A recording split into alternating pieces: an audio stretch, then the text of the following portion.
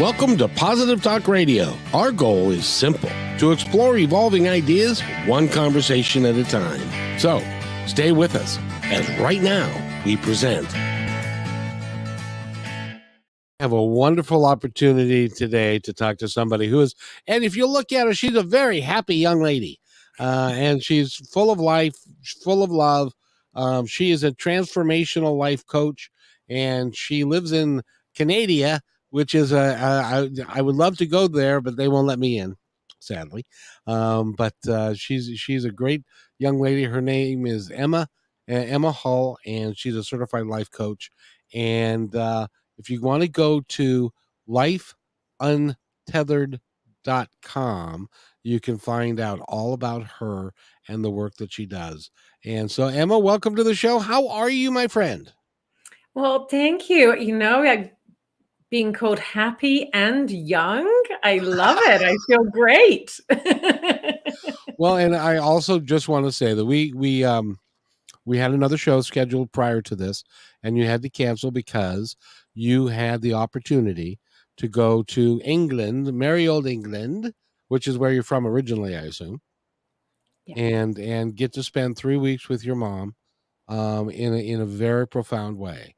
And I'll leave that totally up to you if you'd like to talk about that or not. But I want to extend my heartfelt sympathy for you, even though I know that she is, and we talked about it right before we got on the air, she's listening to this and is extremely proud of you.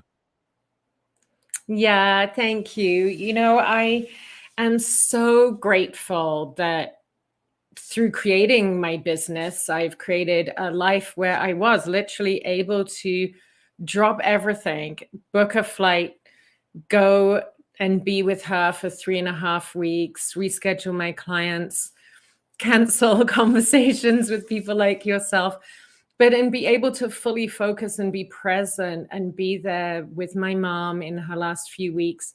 And that really helped me with my grieving process when she did pass, and to be able to transition, into the next phase of my life, with mom being more virtual than she has been. So yeah, it's interesting grief. But we each get to process it in our own way. And as you say, I know she's always there, and as is my dad and so many other people I love. So hi, everyone from the other side and this side. It is interesting because in my own life, my brother passed 2.5 years ago. My mom passed almost 2 years ago. And people say, well, are you doing okay, or do you feel a lot of grief? And it's like, well, my mother was 90 years old. She lived a full life. My brother had stage 4 lung cancer and was in horrible pain. And so they have gone on. I know where they are.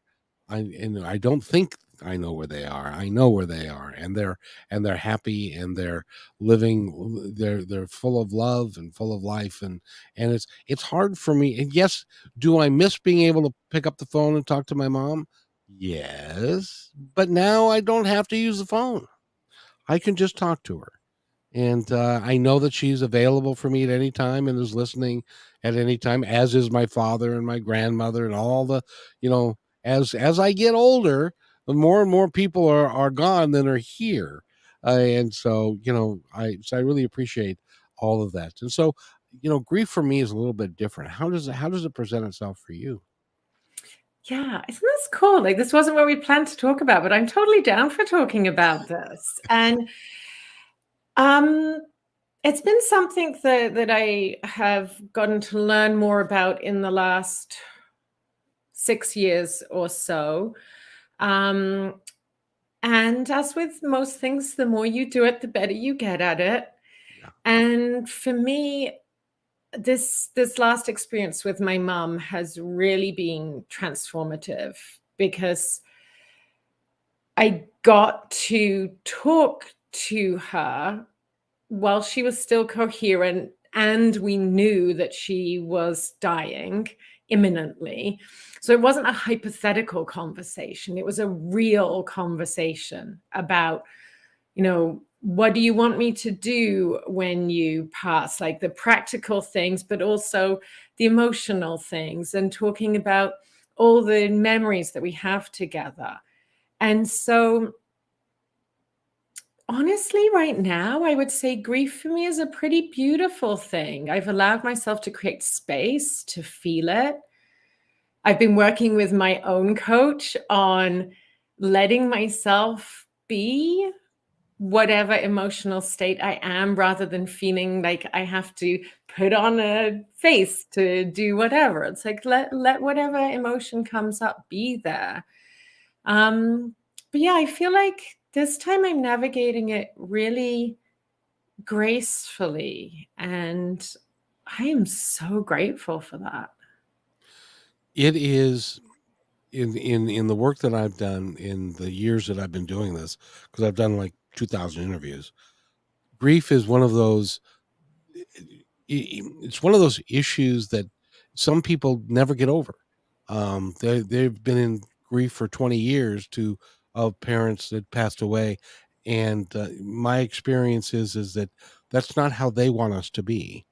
They Mhm. want to sure they're gonna miss us because we can't touch them anymore, but they're still there, and they're still around us, and they're still imminently involved in our life, and they want us to live our lives to the best possible way that we can live them, and so that we can enjoy every moment that we're here. Because Emma, I don't know if you know this or not. This may be um, a little shocking, but we're all going to die. I didn't know if you know that.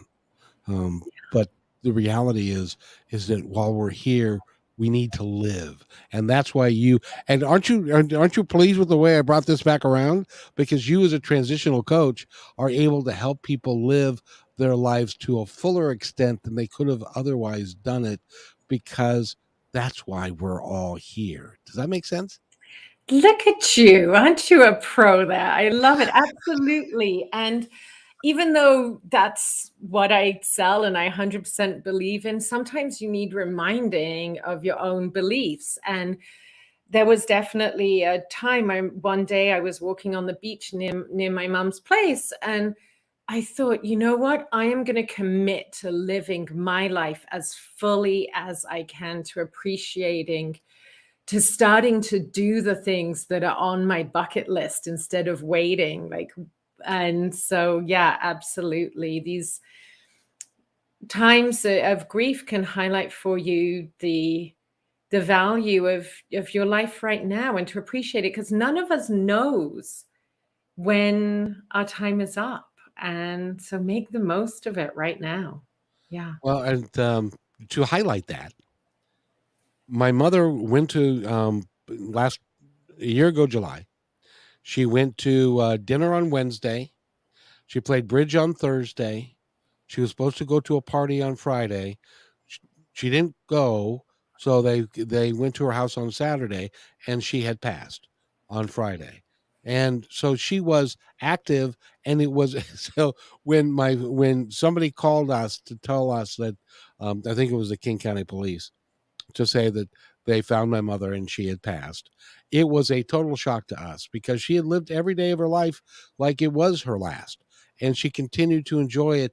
And my point there is that not only should we be thankful for the people that we have in our lives, because we don't know how long they're going to be there, but we also should be thankful for our own lives and live them to our fullest, because we don't know when that day is going to come. And in her case, it was like, surprise, guess what? And for us, it can happen that way. Yeah, what a way to go, hey, to not suffering. Presumably she just went to bed as normal and just It didn't was, wake up. it was interesting because she was a fervent Bible reader. And when we went to her house, she was lying in bed, and the Bible was open to a passage next to her, and she when she passed. So she had been reading the Bible when she passed. And so it was in her world, that was the perfect, the perfect way for her to end her life. If And she was 90. I mean, for heaven's sakes, that's longer than I'm going to be around. But so we if we look at it from if we change the perspective of it being a negative thing to being, well, it's going to happen to all of us. Let's make it the best that we can be, the best we can do and be before we get there. And a lot of times you have a coach, and a lot of times it takes somebody to have a coach to help them get through some of these things. And I know that you do that kind of work. Yeah, I mean, the power of talking through your emotions. In fact, this morning I had the honor of coaching one of my clients whose dog is nearing the end of his time here. And so I was able to, really coach her through navigating grief because I'm there myself. But what she really took away was that her creating that time to talk, because she and her husband, they've had little conversations, but once you get like things start getting difficult, we have a tendency as humans towards shying away from that, changing the subject, going and doing something else. When you work with a coach, then it's a safe space that you get to go there and have those conversations and explore those feelings that maybe you don't really want to say out loud because you're worried someone's going to judge you. And instead, you get to get that thought out. And that takes such a burden off of you emotionally to just be held and heard. And by the way, if you go to her website, again, I'm referencing it again because I'm going to read from it, lifeuntethered.com, correct? Yes, that's it. Yes. And you say on the front page, you deserve, and I'd like to repeat that, you deserve to create a life you are excited to wake up to every morning or every day. And that's such a foreign concept to a lot of us. We're not thinking in terms of on Sunday night at 7 o'clock, and you got to go to work Monday morning, and you start thinking, "Oh crap, I got to go to work tomorrow. I don't want to go to work tomorrow. I hate that place or whatever." Rather than you got to flip the terminology, flip the emotions around to be excited about the opportunity because you don't know what opportunities tomorrow is going to present until it becomes today, and then you get to figure out what's going to happen for you today, and then you get to decide how you want that to be. Is that fair? Absolutely. And, I was in that place with having that. And mine didn't start at Sunday night, it started on Sunday morning. But you get to choose. And some of you may be thinking, yeah, it's not that easy, but you do. You get to choose whether you stay stuck in your misery or you change it. And you can change your circumstances, you can change your attitude, you can decide what you're going to do to make it different so that you're not feeling like crap on Sundays, dreading Monday. And there is a possibility for you to change. Like, we get caught in this system that so many of us, I mean, you and I have both been caught in that system where you go to school, you get told that you get the best job that you can, which isn't necessarily the job you actually want. It's the job that the system told you were most appropriate for. And then you just get on that hamster wheel and hope that you can have a family. And that's another thing that we're sold on and isn't necessarily what most people want or what everyone wants. And that basically that you can retire and have some money and some time to have fun before you die.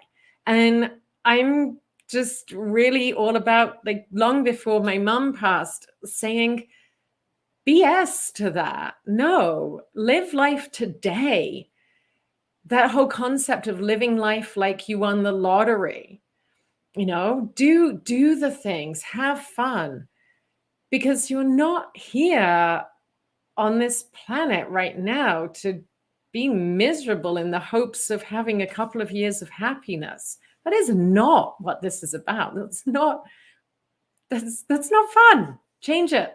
Well, and by the time you get to by the time you get to and I'm not sure what the retirement age is in Canada, but here for somebody my age, it's 66, 66 years, 7 months.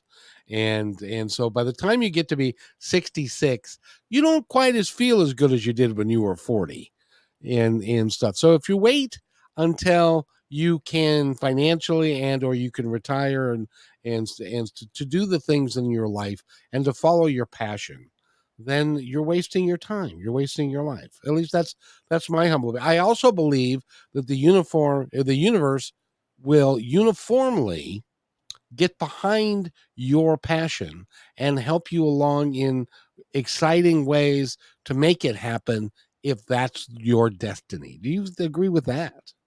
Absolutely. And in fact, I was just having a conversation Amazing. with a client about this because they're having they're a nervous wreck at the moment, stressed out because they are flying tomorrow across to the other side of Canada to go look at a property. They put an offer in on a property in Quebec City where they speak French.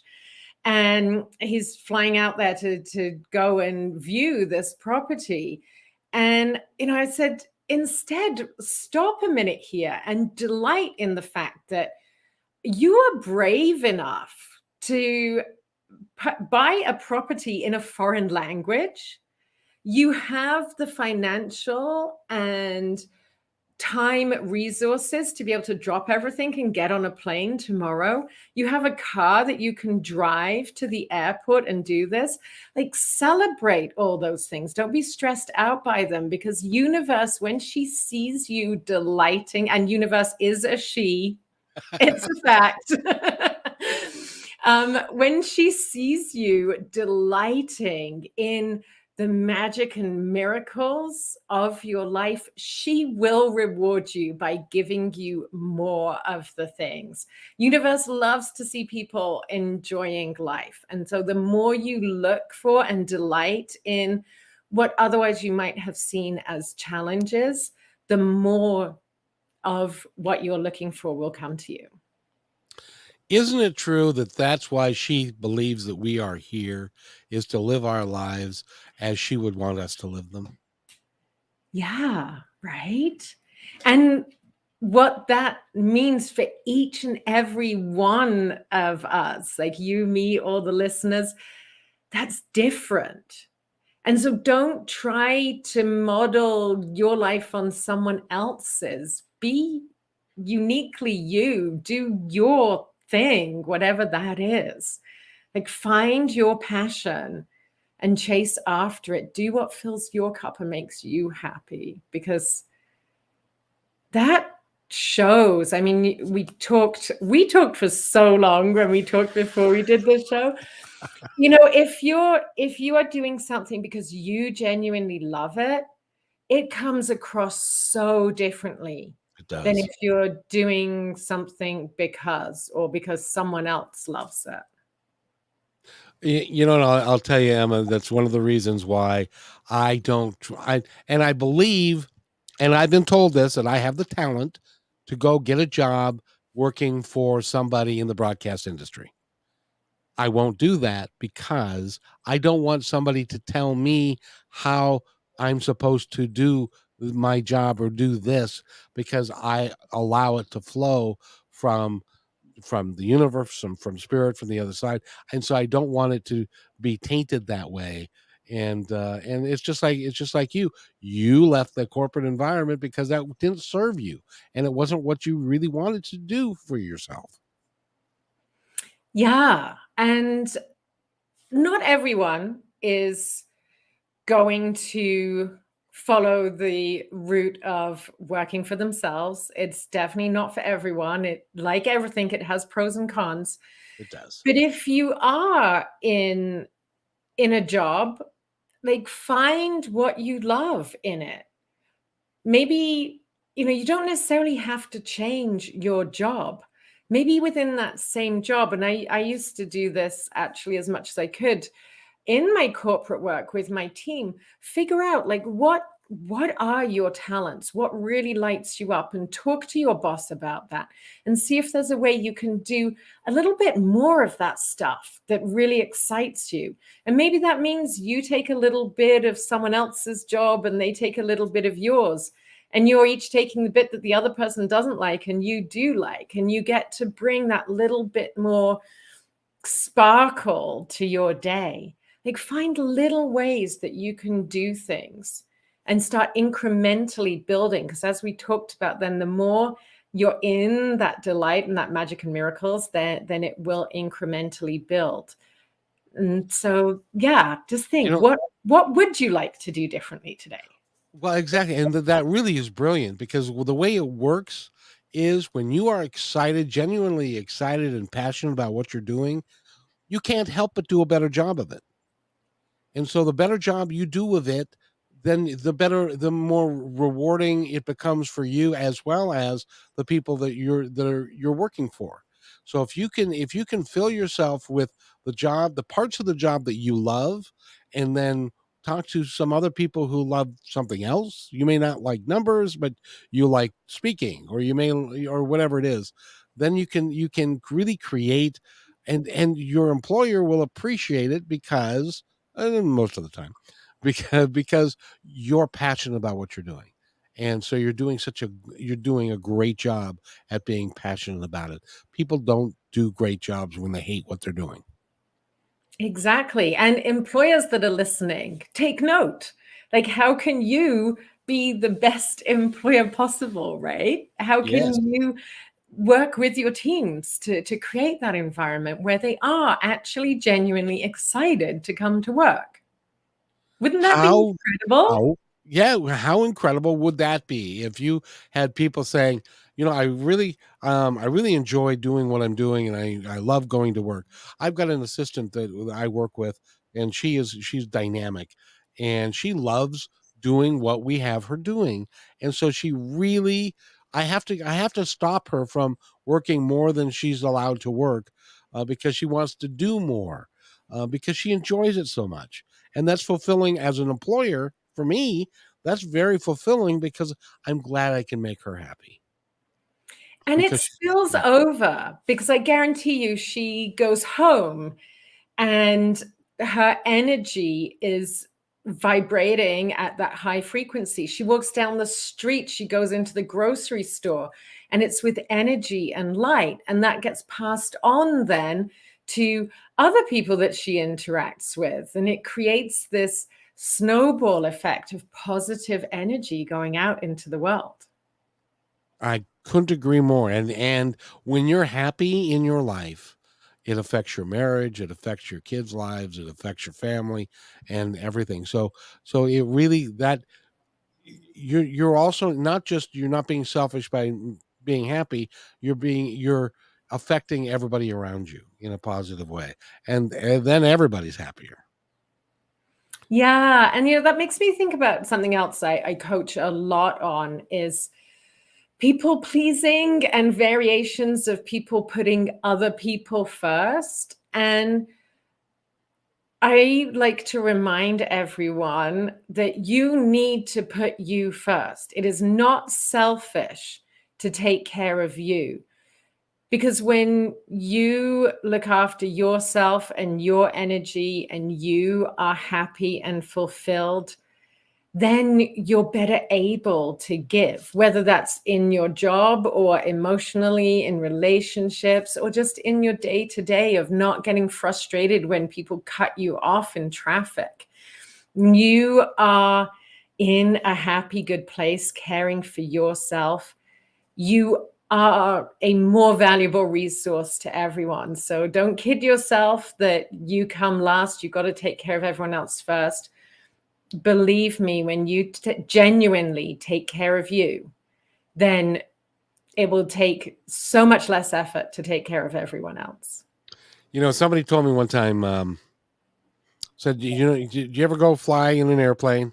And the stewardesses get up front and they tell you, about your inflatable devices and stuff, and they bring out the mask. And one of them, when I was flying one time, and the stewardess got up and said, And here's the mask. Make sure if the mask drops, put it on yourself first before you put it on a child or someone who's acting like a child. And the reason that you do that is so that you are still able to breathe so that you can help them, because you're no good to anybody if you aren't breathing and you pass out. So take care of yourself. And then you have the emotional and physical and mental abilities to take care of those around you. But how hard is it to teach somebody that? Gosh, well, I think about how hard it was to teach myself that. It takes a while, doesn't it? It does. It takes a while. It takes practice. For me, I was unraveling 40 years of programming. So yeah, it took time and it took conscious effort and noticing the results. But it is definitely possible for everyone. Like I see it with my clients, and that when you actually start consciously doing it and consciously tracking the difference and the results, that will help then to convince you that it is worthwhile doing, that it is actually working. And don't start out by saying, I'm going to work, change my life completely and spend 8 hours a day in silent meditation. You want to start out incrementally, do something that feels realistic. So maybe that's that you set your alarm and get up 15 minutes earlier so you can have a quiet cup of tea before all the chaos of the family getting ready starts. Maybe instead of coming straight home from work, you stop at the park and you go for a walk for 5 minutes and hug a tree, which is one of my favorite activities. But just finding little things that work for you and then noticing each day the difference that makes. It's interesting that you say, go hug a tree, because if you've never done that, if you've never gone into the woods and go and you actually be still, be quiet, put your hands on the tree, you will feel the vibration of life that is emanating from that tree. And that tells us that everything is alive, everything is living, and that we are, and that should honor the tree, and we should honor the fact of who we are, and not poo poo it, and to believe it, and so to take care of ourselves. And I'm so glad that you brought that up. That really is cool. Nature is so healing. And, wherever you are, I'm fortunate here. I've got trees outside. I live in the mountains. But even if you live in the most dense city, you can connect with nature. Whether, it's going, finding a little bit of grass to sit on, a tree to hug, just looking up at the sky. Nature is all around you. And even through like the foundation of our buildings, we can still connect through the foundation of the buildings into the core of the earth. And I'm a yoga teacher as well, so getting in bit into all of that. But Mama Gaia, Mother Earth, she has this infinite capacity to heal. And whatever is going on for you personally, you can release it to her, and she can take that from you and process it and release it. So whether you go hug that tree and tell that tree everything that's going on, or you just lie there looking up at the sky and wish it out in your head, or maybe go barefoot on the grass and feel whatever you want to get rid of going out through your feet. Trust that Mama Gaia, Mother Earth, is there for you, and she has the ability to heal all kinds of stuff that's going on for you emotionally. You just said one of my favorite words in the entire English language, and that is trust. Hmm. How do you help people learn to trust? Ooh, trusting yourself and tapping back into your intuition, which is another thing that we've been taught to not listen to ignore your gut and do whatever is the practical, sensible thing. So I I teach my clients, first of all, to just stop and think about, like, what does a yes and a no feel like in your body? And you can practice that by actually asking yourself complete no-brainer questions. So maybe it's like decaf or caffeinated coffee. I'm in camp decaf, which I recognize as a minority. But you can tell right away, like, how did that feel? Like the idea of having a decaf, if you're a caffeine person, how did that feel? Where did you feel it in your body? Was it like, did your stomach tighten? Maybe your throat got tight? And then think about something that's a yes, like, would you like an ice cream right now? Yeah, absolutely. And maybe you felt a light expansiveness in your chest. So practicing asking yourself no-brainer questions and then noticing what that actually feels like in your body.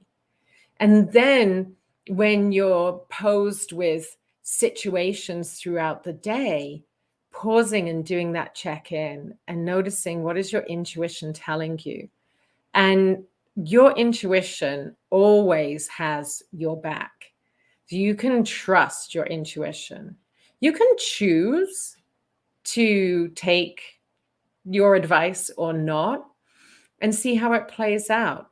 But know that whatever advice your intuition is giving you is solid and it is in your best interest. So just practice doing it with little things. And again, track it, keep a journal so that you can look back, say you commit to doing this for a month of when someone invites me to participate in an activity, I'm going to check with my intuition, for example, and track it for the month and see what happens, notice the difference.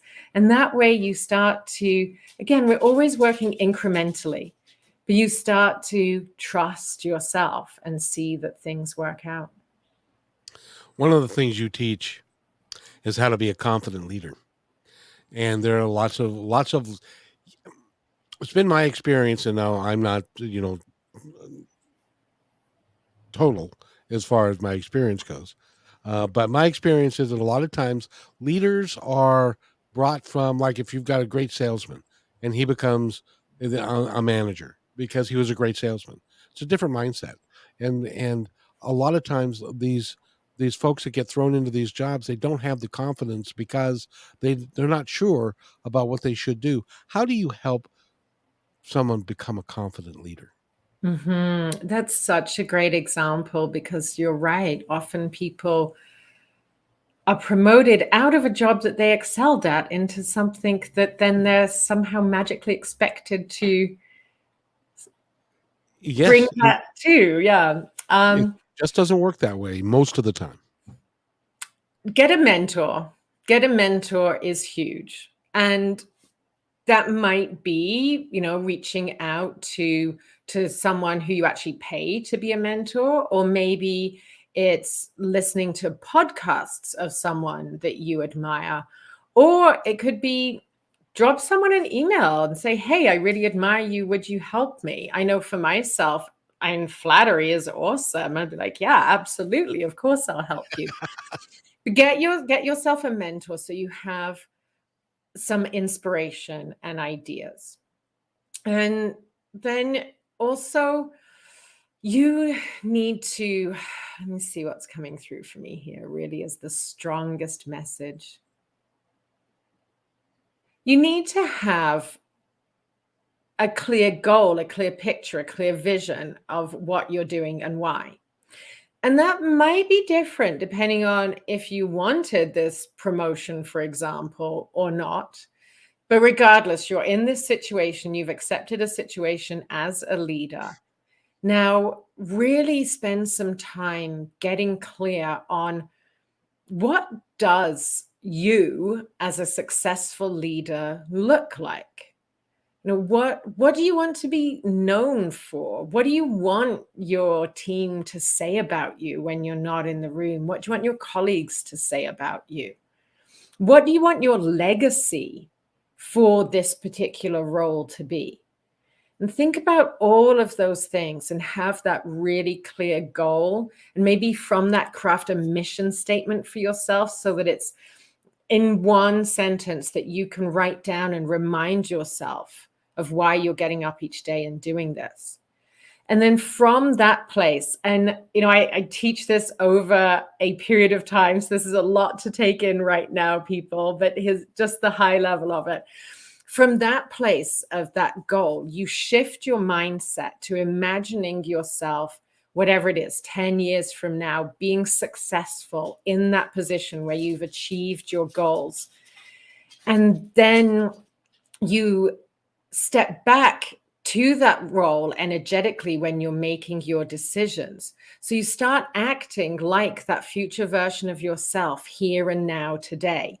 You make decisions as if you are that person who is successful, who's transformed this organization from a toxic workplace to an employer of choice, whatever your goal is.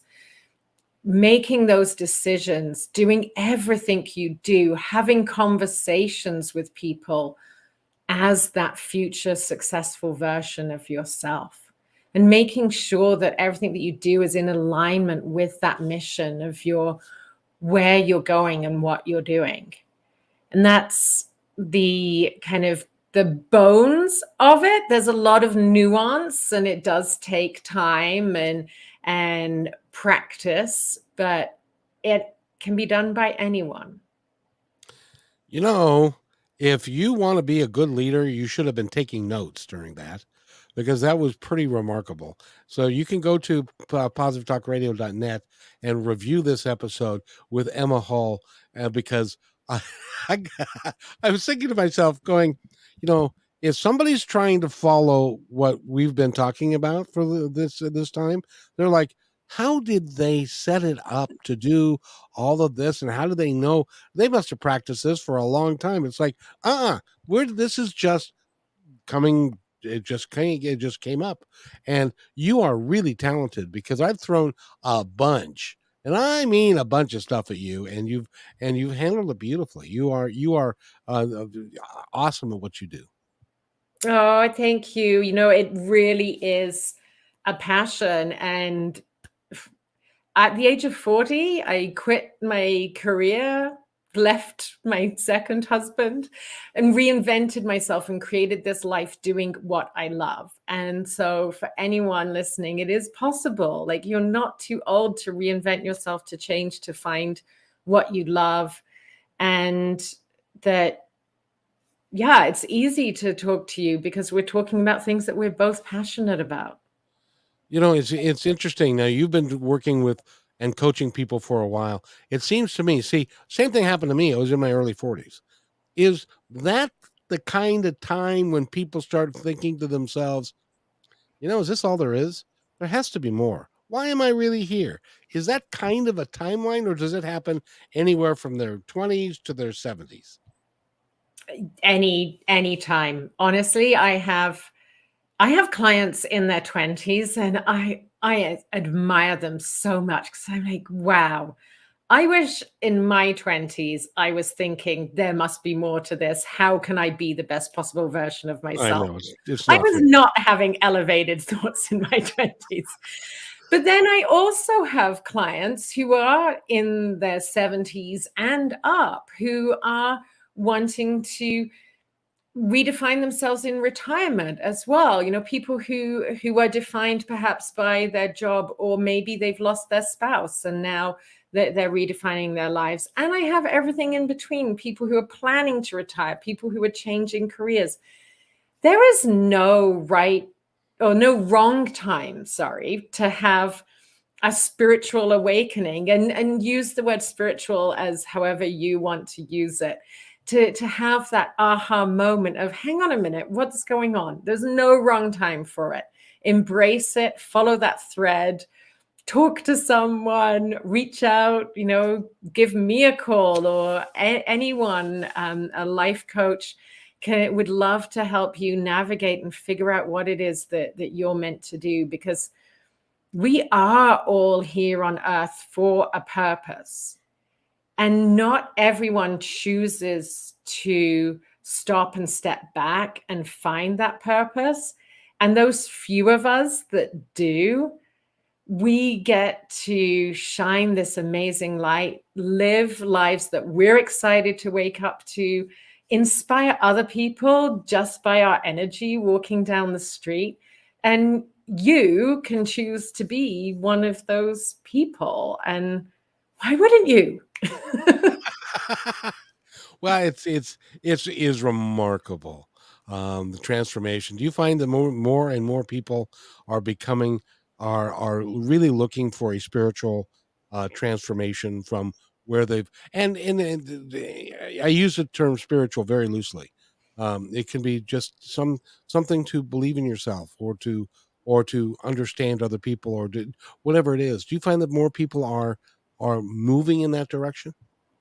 Honestly, yes. And thank you, COVID, because COVID really gave us all a big wake up and shook us all in many different ways. Like people's lives were transformed.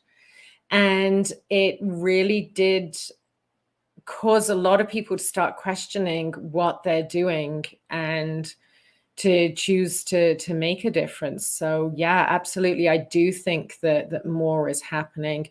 Another time that I really saw a shift was around the first Trump run for presidency, and that got a lot of people thinking too about like personal responsibility and the impact that we can make. So yeah, there's always universe again in her infinite wisdom keeps giving us as a collective nudges to wake up, and each nudge is kind of shown to a different audience and appeals to different people. And so she'll keep sending nudges. There's going to be something else that's going to come up that will cause a shift in the collective, and a different group of people to start questioning. Or maybe people who have been kind of in the back of their mind thinking, oh, I wonder if there's something more. That will be the nudge that they need to actually take action. So it'll all happen at the right time for the right people.